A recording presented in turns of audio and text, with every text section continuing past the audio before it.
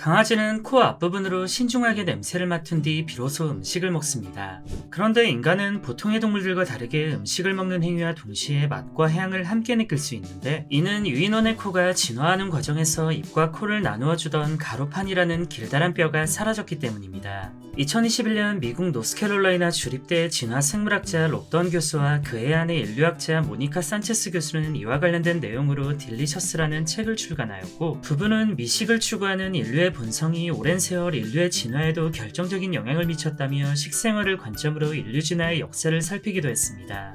인간과 가장 유사한 동물인 침팬지들은 나뭇가지를 일정한 길이로 쪼개 개미집에 쑤셔 넣은 뒤 나뭇가지에 붙어있는 개미들을 한 번에 훑어먹기도 하고, 때로는 짱돌로 견과류를 내리쳐서 꺼내먹는 침팬지도 있습니다. 사실 얘네들이 단순히 배가 고팠으면 이보다 쉬운 방법으로 더 많은 양의 먹이를 구할 수 있었겠지만, 굳이 도구까지 사용해가면서 개미꽃이나 간에 기별도 안 가는 견과류를 까먹는 이유는 끼니라는 개념보다 맛을 더 추구해서라고 볼 수 있는데, 쉽게 얻을 수 있는 음식보다 더 달고 풍미가 있는 즐거움을 주는 음식을 얻기 위해 도구가 필요했던 것입니다. 하지만 침팬지는 고작해야 나뭇가지 같은 기본적인 도구를 사용하여 작게나마 맛의 즐거움을 깨달았지만, 지능에 몰빵된 우리 인간의 경우 똑똑한 머리를 이용하여 더욱 변태같이 신기한 맛들을 찾아 나섰습니다. 인간들은 맛을 위해서라면 도구를 사용하는 행위를 넘어 목숨을 위협받더라도 독이 있는 동물까지 기어코 처묵하는 기행을 보여줬는데, 보통 독을 가진 동물들은 굳이 독이라는 무기를 사용하지 않아도 상대방으로 하여금 시각적 위협을 주기 위해 굉장히 폭력적인 외형을 가지고 있고, 이 외형에 압도되어 차마 얘네들을 잡아먹을 생각 자체를 하지 않지만 예외가 되는 녀석이 하나 있습니다. 이 녀석의 정체는 독을 가진 다른 애들보단 비교적 평화롭게 생겨 먹어도 된다는 안정을 주는 보거로, 보거는 분명 청산가리의 1500배에 달하는 테트로도톡신이라는 위험한 독을 가지고 있지만 맛있다는 이유 하나만으로 수많은 개체가 요리되고 있습니다. 보거 한 마리가 가지고 있는 독의 양만으로 무려 33명의 인간을 사망에 이르게 할 정도라고 하는데, 테트로도톡신에 중독된 인간은 30분이 지나면 서서히 증상이 나타나고 신경독이기 때문에 강력한 마비 증상을 시작으로 팔다리 같은 신체 부위는 물론 눈꺼풀까지 마비되어 스스로 눈을 뜨지 못하다 결국 횡격막까지 마비되어 숨을 쉬지 못해 질식사하게 됩니다. 테트로도톡신은 보거의 내장과 알, 눈, 심지어 피부에까지 퍼져 있고 100도가 넘는 온도에서 장시간 가열해도 쉽게 사라지지 않기 때문에 조리 시 독이 있을 만한 부위를 모조리 도려내야 하며, 오죽하면 이 극악의 난이도 때문에 한식, 일식, 중식, 양식 등의 자격증과는 별도로 보거 조리에 관한 자격증이 따로 존재할 정도입니다. 신기한 건 보거가 가지고 있는 테트로도톡신은 보거 스스로 만들어내는 게 아니라 야생에서 잡아먹는 먹이로부터 생성된다고 하는데, 그래서 양식으로 길러지는 보거들은 야생의 먹이가 아닌 사료를 먹고 자라기 때문에 독이 없다고 합니다. 물론 독이 없는 양식 보거라고 해서 당연히 손질을 대충 하진 않고, 혹시 모를 상황에 대비해 독이 있는 보거와 같이 매우 조심스럽게 합니다. 그런데 애초에 인간은 맛이란 것에 미쳐 있으니 그렇다 쳐도 이 위험한 보거를 단순히 쾌락 때문에 건드리는 미친 동물도 있는데, 돌고래들은 이 보거를 마치 공처럼 치고받으며 자기들끼리 놀이의 대상으로 여기기도 하고, 간혹 맹독의 보거를 살짝 깨물어 일부러 독에 취한 뒤 환각 파티를 즐기는 도라이들도 있습니다.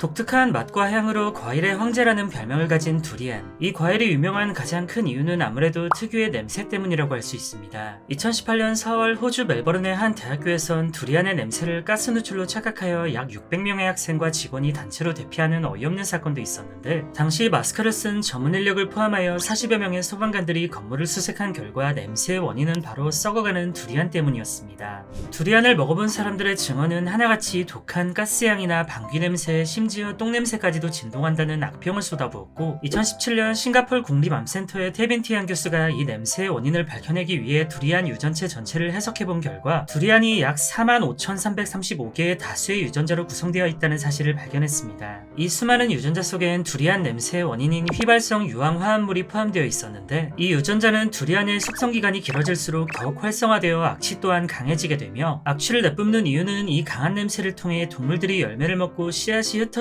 하는데 도움을 주기 때문입니다. 그러나 우리 인간들에겐 어디까지나 맛이 최우선일 뿐 그깟 똥냄새 따윈 큰 걸림돌이 되지 않았는데, 분명 호불호가 심하게 갈리는 과일이긴 하지만 앞서 말씀드렸듯 두리안은 과일의 황제라는 별명이 생길 만큼 세계적으로 매우 사랑받고 있는 과일입니다. 역한 향과는 별개로 상태가 좋은 두리안은 달콤한 고구마 향을 비롯하여 진한 커피 향까지도 느껴진다고 하고, 인기가 얼마나 많았으면 두리안으로 만든 아이스크림이나 젤리, 심지어 피자까지도 만들어 먹을 정도입니다. 웃긴 건 보통의 동물들은 동물들은 똥내나는 이 향 때문에 두리안을 먹기는커녕 냄새만 맡아도 역한 반응을 보이며 혐오스럽게 여기지만 의외로 호랑이처럼 육식을 하는 맹수들은 이 두리안을 좋아하고 즐겨 먹는 편이라고 합니다. 육식동물들은 사냥한 초식동물들의 내장을 먹으며 고기만으로는 얻을 수 없는 부족한 영양분을 섭취하기도 하는데 두리안의 역한 냄새는 애초에 초식동물의 내장에서 나는 냄새와 비슷하기 때문에 딱히 기피하지 않고 섭취하는 것으로 보입니다. 실제로 두리안엔 필수지방산을 포함한 항산화와 항염물질이 들어있어 세포막을 튼튼하게 하면서 세포의 탈수를 막아주고 다른 과일에 비해 비타민 B가 풍부하여 영양가 자체는 엄청난 편입니다. 그렇게 안 봤는데 의외로 맹수시기들이 자기 몸은 끔찍히 챙기는 편인가 봅니다.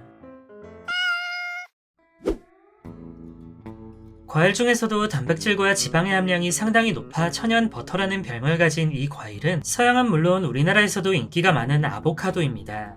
그런데 멜론처럼 깔끔해 보이는 이 아보카도는 알고 보면 굉장히 위험한 식물인데 작은 크기의 조류부터 커다란 덩치의 속까지 수많은 동물들은 아보카도를 먹어선 안 되고 무조건 피해야 합니다. 만약 조류가 아보카도를 먹었을 경우 심박수가 증가하고 근육 조직이 손상되어 끝내 호흡곤란으로 죽게 될 위험이 있고 소처럼 되새김질을 하는 반추동물의 경우 아보카도를 섭취해야 했을 시 유방염을 비롯한 우유 생산 감소 등 치명적인 질병을 유발합니다. 우리에게 친숙한 개나 고양이도 마찬가지로 아보카도를 먹게 되면 위장장애로 인한 구토 및 설사, 심할 경우 심장손상까지 유발할 수 있어 절대 먹여선 안 되는데 이는 아보카도에 함유되어 있는 페르신이라는 독성물질 때문입니다. 페르신은 아보카도 나무의 잎과 껍질 그리고 열매의 껍질과 씨앗에 들어있는 무색의 지용성 화합물로 지방산과 유사한 구조를 띠고 있으며 독성을 가진 만큼 아보카도는 자연에서 수많은 동물들을 죽음으로 몰고 가는 죽음의 식물입니다.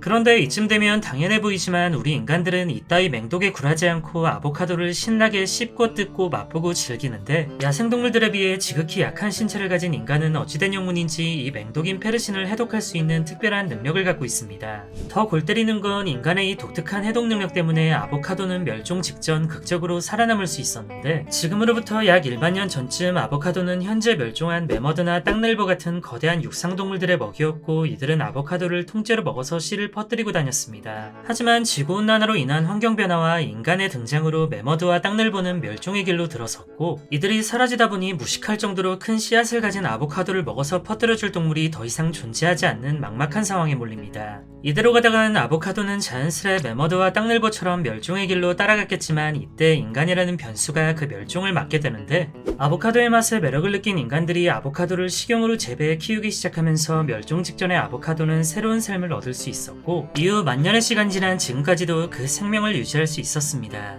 여담으로 인간의 손길을 워낙 많이 거친 식물이다 보니 우리가 아는 이렇게 생긴 아보카도 외에도 전 세계엔 신기한 아보카도 종이 굉장히 많은데 가지처럼 생긴 이런 아보카도부터 화려하게 생긴 이런 아보카도도 있고 어딘가 야식꾸리하게 생긴 길다란 아보카도나 수박 크기만큼이나 거대한 아보카도도 있습니다.